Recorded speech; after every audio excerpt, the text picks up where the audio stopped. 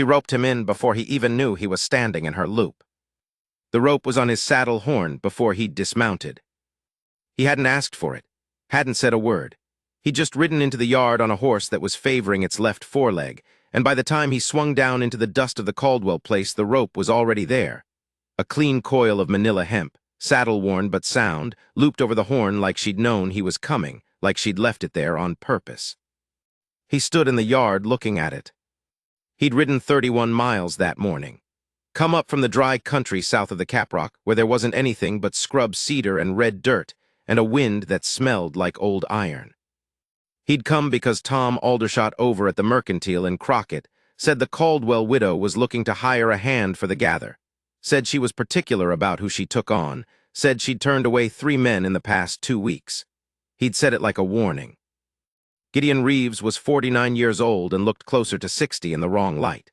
He had a scar from his left ear down along his jawline, where a running iron had caught him sideways in the dark, back in his younger years, and he had hands that were so weathered and thick-knuckled the skin had long since stopped feeling like skin and had turned to something closer to bark. He had $3 and some change in his vest pocket, and a horse that needed rest and doctoring, and a saddle that was coming apart at the offside rigging D. He was, to put it plain, in a state. He looked at the rope. He looked at the house. It was a solid house, not fancy adobe block construction with a wood frame addition off the east side, a covered porch running the front, and a kitchen garden enclosed by a picket fence that someone had whitewashed within the last year. Chickens. A smoke-blackened summer kitchen out back. A good well with a stone coping. 2 corrals, one with a dozen horses in it that he could see were well kept and sound. He was still looking at the house when the screen door opened. She came out onto the porch and stood there with her arms crossed. He put her age somewhere around 40, maybe a few years either side. Dark hair pulled back without much fuss. A work dress the color of old rust. She was not a large woman, but she stood like a large woman, like someone who decided a long time ago that the ground under her feet was hers. "That horse is sore," she said. "Not hello, not who are you?" "Yes, ma'am," he said. "How long Since this morning, soft ground over a creek crossing. He went down a little in the mud and came up wrong." She looked at the horse looked back at her. "Probably just the soft tissue," she said. "Cold water and rest." Then she looked at him. "You're here for the gather." It wasn't a question. "Yes, ma'am." She came down off the porch steps and walked over to the horse, not to him, to the horse first, and ran a hand down the left foreleg without any ceremony. She crouched and flexed the knee a little. The horse stood for it without flinching, which surprised him. Rango didn't usually let anyone touch him. "3 days off," she said, standing. "Maybe 4. "I know. Can you afford to wait 3 days?" He didn't have a good answer for that. He had $3 and change, and she knew it, probably, the way people out here always seem to know. "I'll work for the board," he said. She looked at him then, looked at him the way she'd looked at the horse, direct and without any embarrassment about it, like she was taking inventory. He was used to being looked through. He was not used to being looked at like this, like what she was seeing was the thing itself, not the surface of it. "There's fence down on the east side," she said. "Post-hole diggers in the barn, suppers at 6. That was it, no name exchanged, no handshake, no talk of wages. She went back up onto the porch and through the screen door, and it banged shut behind her. And he stood in the yard in the wind with a rope on his saddle horn that he hadn't asked for, and a horse that needed cold water, and the distinct feeling that something had just happened that he hadn't quite kept up with. His name was Gideon Reeves, and he had been in his life a number of things. He trailed cattle from South Texas up to the Kansas railheads twice, back when he was young, and thought that kind of hard work was just the weather of living. He'd spent 3 years working a horse ranch in New Mexico territory for a man named Curtis who paid fair and didn't talk much, and that had been the best 3 years he'd known. He'd punched cows for the big outfits along the Brazos when times were thin. He'd done some work he wasn't proud of in the period between the war and the cattle drives, but he'd come out the other side of it, and he didn't revisit that country if he could help it. What he had not been, not once in 49 years, was the kind of man that women noticed. Not the way they noticed the good-looking ones, the ones who could walk into a room and turn heads. Not the way they noticed the dangerous ones, the ones with a reputation who made women nervous in a way that was also something else. He was just a working man who did his job and kept his word and didn't cause trouble. And in his experience, that was the kind of man that women found perfectly acceptable and entirely forgettable. His wife, he'd been married for 11 years to a woman named Clara, and she had died of the fever in the bad winter of '86. His wife had been a good woman who told him once, after about 3 years of marriage, that she felt safe with him. He'd taken that as a compliment for years. Later, he'd wondered if it was just what was true and available rather than what was wanted. He didn't think about that much anymore. It wasn't useful. He led Rango to the creek that ran along the south edge of the yard and stood him in the cold water and let him drink a little and watch the current curl around those sore fetlocks. The sun was getting low, and the light was going orange, and the cottonwoods along the creek were starting to rustle with the evening wind. It was a good piece of ground. He could see why she'd held on to it. Her name, he learned at supper, was Mee Caldwell, née Purvis, born in Missouri, come to Texas with her husband Hale Caldwell 18 years ago when there was still some country left to be had. Hale had died 2 years back, horse through him, which was not a dignified way to go for a cattleman, but the ground didn't ask about your dignity. She'd been running the place alone since, with one hired man who'd gone back to his family in Tennessee the previous spring. He learned all this not from her, but from the boy. There was a boy at the table, 11 years old, named Clem, who had his mother's eyes and his late father's tendency toward long sentences, and who ate a great deal and talked without much pause between bites. Gideon ate and listened, and learned the whole geography of the place in about 20 minutes. How many acres, how many head where the fences were down, what the well situation was in the north pasture, that the roan gelding in the second corral was mean on Tuesdays for some reason nobody had figured out, that there were coyotes working the east fence line, that his mother made the best cornbread in Crockett County, but she didn't like it when people said so because she thought it made them not mean it. Mee ate and didn't say much. Once she said, "Clem, breathe." Clem breathed and kept talking. She refilled Gideon's coffee cup without asking. He noticed that. He slept in the bunkhouse, which was clean and had 4 bunks and a stove that drew well, and in the morning before the sun was properly up, he was at the east fence line with a post-hole digger finding out exactly how bad the situation was. The answer was bad. Something had taken out about 60 yards of fence. He guessed a tree had come down in the last storm and dragged the wire and posts with it, and whoever had meant to fix it had not gotten around to it. He spent the day at it, mostly alone, measuring and digging and setting posts by eye, which he was good at. You dig enough post holes you start to feel the correct depth through your arms before you measure it. At noon, she brought him a tin bucket with biscuits and salt pork and cold water. She didn't stay. Just set the bucket down on a flat rock near where he was working and looked at what he'd done that morning and said, "Those posts are plumb," and went back to the house. He ate his biscuits and thought about that for a while. On the 3rd day, Rango was sound again, and he said so at supper, and Mee looked up from her plate. "Gather starts Monday," she said. "All right. Wages are $40 a month. There's a room in the house if you want it, real walls and a wood floor, but most men prefer the bunkhouse." He'd been expecting to be let go or told his services through the gather would be enough. He was quiet for a moment. "The bunkhouse is fine," he said. She nodded and went back to her plate. Clem, who had been uncharacteristically silent for the last 2 minutes, immediately began telling Gideon about the time a javelina got into the summer kitchen and ate an entire ham. Gideon had not agreed to stay. He just failed to say he was leaving, which was not the same thing, and yet somehow it landed in the same place. The gather ran 12 days. There were 3 other men, a quiet Mexican named Tomas who'd worked the Caldwell place before and knew every draw and fold in the land, a younger man named Percy who was good with a rope and not much else, and a grizzled Texan named Buford who called everyone cousin, including the horses.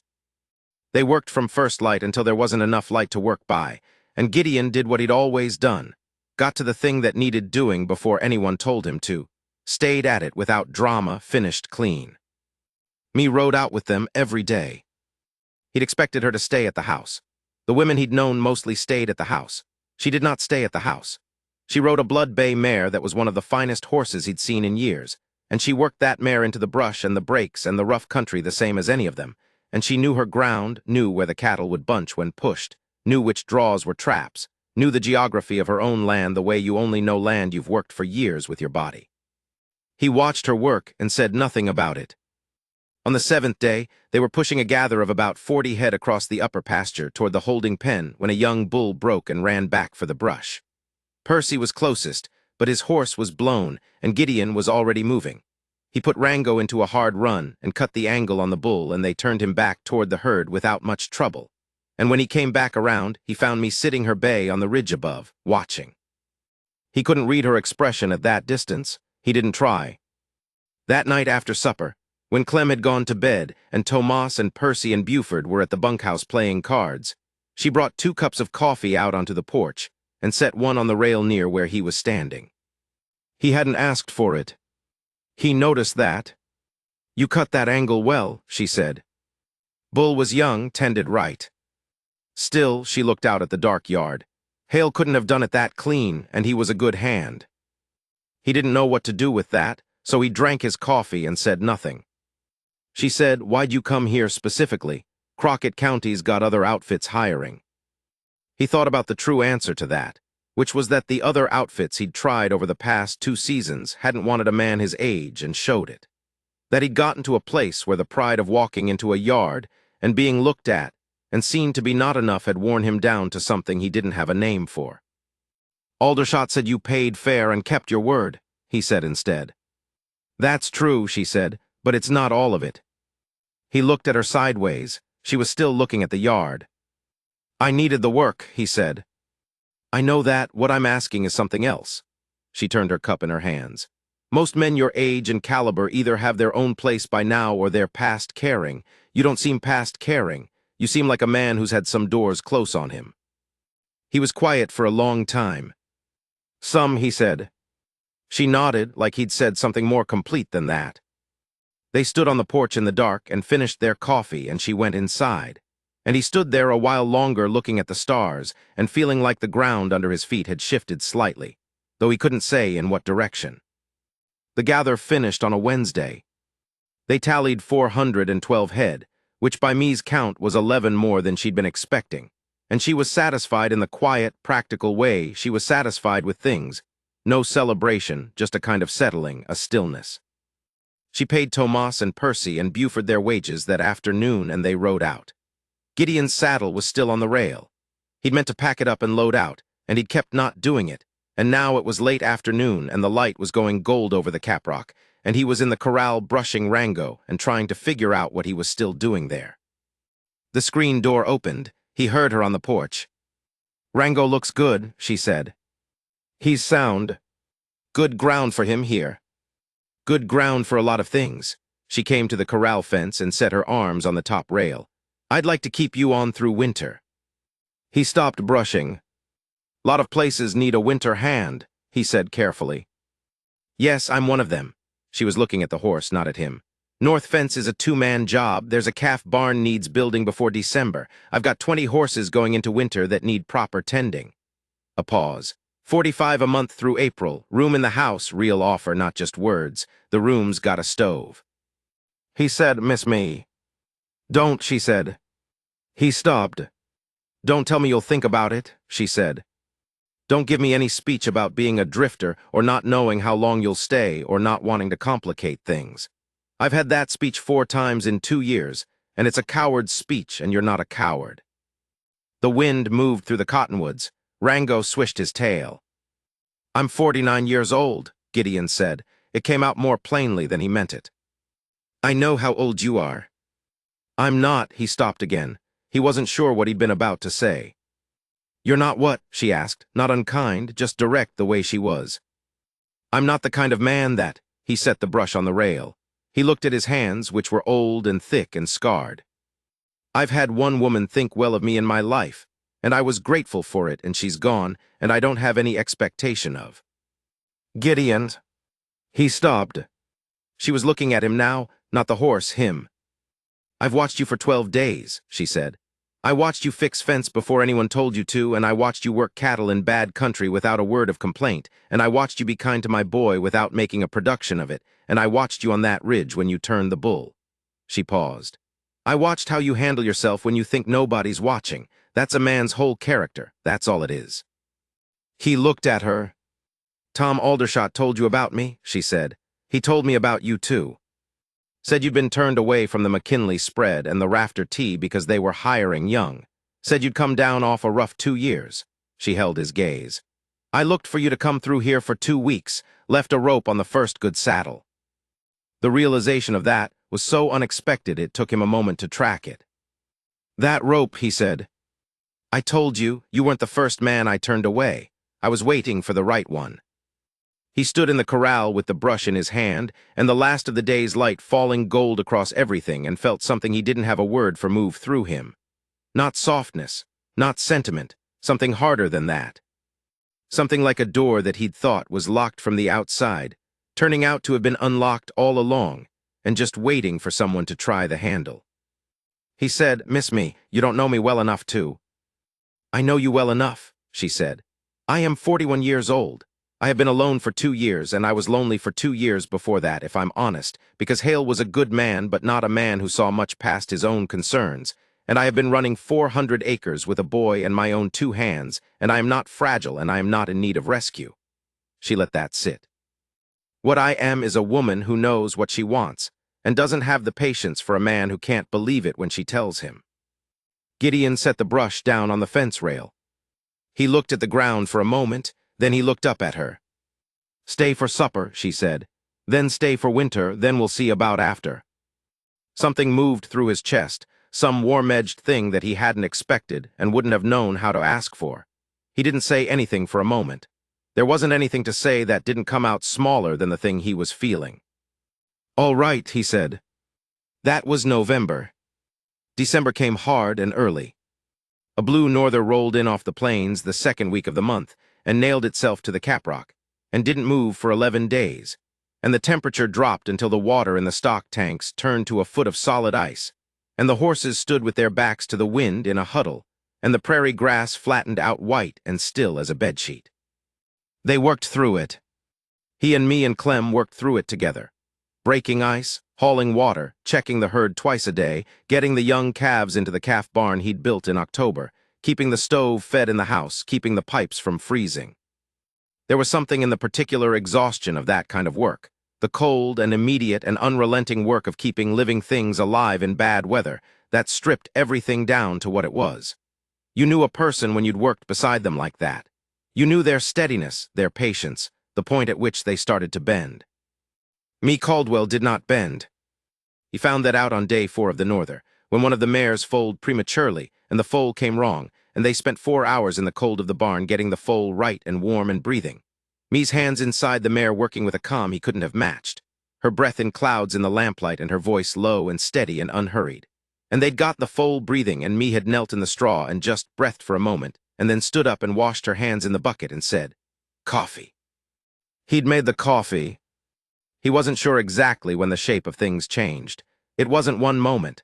It was the accumulation of many small ones. The way she left his coffee on the stove in the mornings, right temperature, right time. The way she consulted him on the herd before she decided anything, not because she needed the input, but because she chose to think alongside someone rather than alone.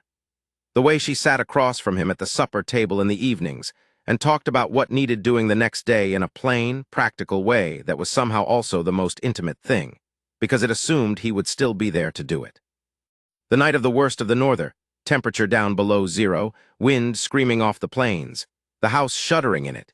Clem fell asleep at the table over his school books, and Me put the boy to bed and came back to the kitchen and poured them both coffee and sat down and said, "My father told me the worst thing a woman can do is wait for a man to see her."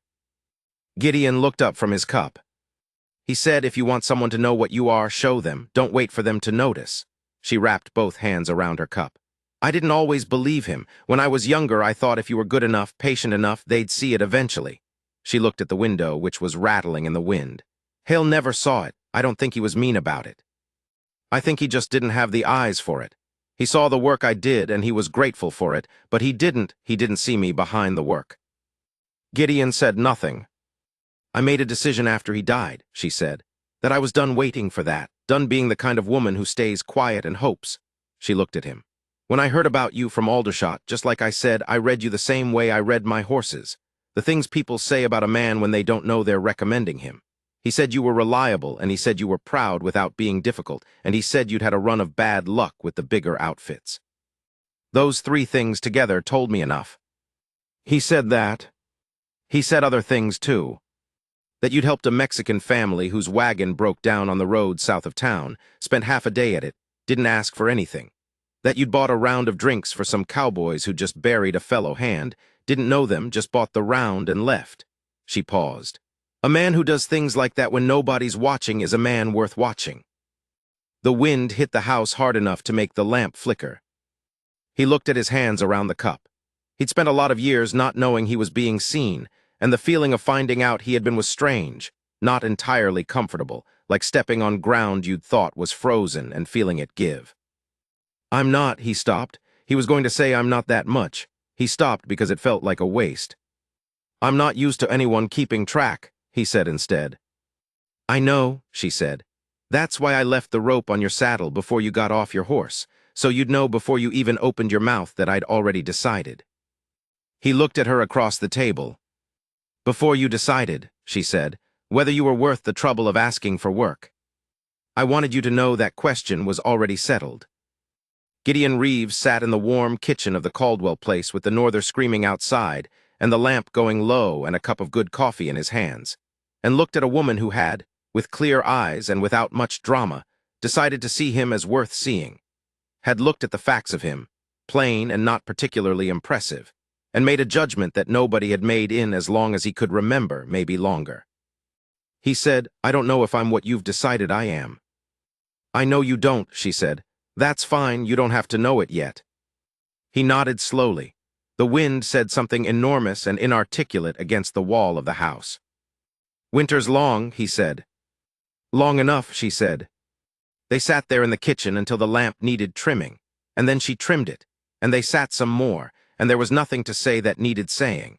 And after a while they both knew it was late, and she stood and said good night and went down the hall to her room, and he sat alone in the kitchen for a little while longer before going to his own room, which had a good stove and real walls and a wood floor. And he lay on the bed and looked at the ceiling and listened to the wind, and felt something in his chest that he was out of practice naming. January. The cold broke in the third week, and there was a spell of mild days, bright and clean and still, the kind of days the plains gave you in winter like an apology, and they rode the fence lines together, just the two of them, Clem being in school, and checked what the norther had done. There was a good deal of repair work. There was always, on a working ranch, a good deal of repair work. They talked while they worked, or they didn't talk, and both were comfortable. He learned things about her. She read more than he would have expected, more broadly, things that surprised him. History, natural science. One time he came in and she was reading something in French which she'd taught herself, she said, because there wasn't anyone to teach her and she'd wanted to know it. She had opinions about everything and stated them plainly without anger, and she was right often enough that disagreeing with her felt like a project that required preparation. She was funny, which he hadn't expected, not in a performed way. She said dry things without warning, and the first few times he wasn't sure he'd heard right, and then he laughed, and it turned out he was out of practice laughing, and the muscles for it were slightly rusty. She asked him things about his life and listened when he answered, not the polite listening of someone waiting for you to finish, the actual kind. She asked a follow-up question once that he couldn't have expected, about a thing he'd said 3 weeks earlier, which meant she'd been carrying it around and thinking about it, and that was the kind of attention he'd had so little of in his life that receiving it felt like catching a coin in the dark, surprising and oddly valuable. He told her about Clara eventually, about the 11 years and the fever and what the winter of '86 had been. He told her plainly, the way you tell things that are old enough to have lost their edges without losing their weight, and she listened, and at the end she said, she was lucky to have you for 11 years. And he almost said, I think it was more the other way, and stopped himself because maybe it didn't have to be. February. He was mending a girth strap in the barn one afternoon, lamp going against the early dark, and he heard the bay mare come into the yard, and he didn't look up, but he tracked her, the way he'd come to track her movements without meaning to, a kind of attention that ran just below deliberate. She came into the barn and unsaddled and rubbed the mare down and put her in the stall, and all of this was accomplished with the efficient economy of someone who'd done it 10,000 times. Then she came and stood near the bench where he was working and watched him work for a moment. He looked up. She said, "I've been thinking about the fact that Clem is going to figure out what I've already figured out, and he's going to have opinions about it, and I'd rather he have them about a situation that's settled than one that's still up in the air." He put the all down. "Miss Me," he said. "Me," she said, "I've told you." Me, he looked at her in the lamplight. She was standing with her arms at her sides in a posture that was not performing anything, not hope, not vulnerability, nothing performed at all. Just her standing there telling him a thing that was true. "I've got nothing to offer you on paper," he said. "No land, no money that amounts to much. I am a man who has spent his life in other people's corrals, and I don't have anything to show for it." "I have the land," she said. "That's not." "And you have what I actually need," she said, "which is someone with good judgment and a steady hand and the sense to know when to push and when to wait. I've been running this ranch alone for 2 years. I'm good at it. I'd be better with you." He looked at his hands, the barkskin hands, the 50-year hands. "I'm not a young man," he said. "I'm not a young woman." "I could," he stopped. He was going to say I could leave. He stopped because he understood, sitting there with the awl in his hand and the lamp going and the mare shifting in her stall, that he didn't want to. That somewhere in the past 3 months that possibility had gone from the default to something that would require a choice in the other direction, and that choice was one he didn't actually want to make. He looked at her standing there in the barn in the lamplight with her hair loose from its pins, because it was late in the day, and she was done making it tidy, and her eyes on his with the calm, clear attention she gave to everything she looked at, and he thought, "This woman decided I was worth something before I opened my mouth, before she knew me." She read the evidence and made a judgment, and then she waited to see if the evidence would hold, and it had, for 3 months in close quarters in hard country, and she was still standing there. He stood up. He crossed the few feet between them, and when he was close she looked up at him. She was not a short woman, but he had some height on her, and her face was still quiet and unhurried, and he put his hands, his big bark-skinned hands, on either side of her face and looked at her for a moment, just looked. And she let him, and then he kissed her once, steady and plain, the way he did most things. When he stepped back, she said, "That's settled then." "I suppose it is," he said. She put her hand on his chest, flat against the worn flannel, and looked at him for a moment with something in her eyes that was not soft, exactly. It was something past soft, something that had substance to it, something that knew its own mind. "Clem is going to want to know about the wages situation," she said. He laughed, the rusty laugh. She smiled at it, not a big smile, the small one she used when she was actually pleased. "I'll talk to him," he said. "I already did," she said. "He said it was about time." Gideon stood in his own barn. It wasn't his barn yet, but it was starting to feel like it, which was not a thing he took lightly, and looked at this woman who had roped him into her loop before he'd ever known he was standing in it, and thought that being known by someone, being read and seen and chosen by someone who had clear eyes and no illusions about what she was choosing, was a different thing than he'd understood it to be. It wasn't soft. It wasn't rescue. It was a person saying, "I looked at the facts of you, and I decided the facts were good, and here I stand." He wasn't sure he deserved it. He wasn't sure that was the right question. March. The country was coming alive again, the way it did, slow and in stages, the grass going faint green in the draws first, then up the slopes, and the horses starting to move differently in the mornings, something loosening in them. It was a good time of year to be outside. He and me stood at the upper fence line one morning with coffee cups, watching the herd spread out into the early grass, and Clem was somewhere below them working on a thing that required a hammer and a lot of dedication. She stood with her shoulder touching his. She'd started doing that sometime in February, just touching when they were standing near each other. He'd started letting himself feel it. "North fence is done," he said. "I know, I checked it yesterday. Calf barn held through the winter. I know, I'm standing in it every morning." He looked sideways at her. She was watching the herd with the coffee cup in both hands. "I'm just noting," he said, "that I've done the things I said I'd do." She looked at him. Something warm moved in her eyes, the thing that had substance to it. "I know," she said. "I've been keeping track." He put his arm around her shoulders, and she leaned into him, not heavily, just the particular lean of someone who has decided that this is where she belongs and isn't making a production of it. Below them, Clem hit something with the hammer and let out a whoop of satisfaction. The grass was coming in, the herd was settled, the fences were sound. He'd come into this yard in the fall with $3 and change and a sore horse and a busted saddle, thinking maybe he could work the gather and move on. And instead he had stood without knowing it in the loop. A clear-eyed woman had already set, and she had drawn it closed so gradually and so surely that by the time he felt it he was already glad. He stood at the top of his land. It was his land now, or would be, because she'd said so and she meant it, with his arm around a good woman who had, from the beginning, seen him plain and chosen what she saw. And the morning was cold and bright and smelled like grass and coming spring. And Rango was somewhere in the herd, sound and fat, and the north fence was holding, and there was nowhere he wanted to be but here. He'd spent a lot of years not knowing he was being seen. It turned out that was a condition, not a fact. The fact was this. A woman with clear eyes and her own ground had watched a man handle himself in hard country and decided, before he got off his horse, that he was worth the trouble of catching. He was,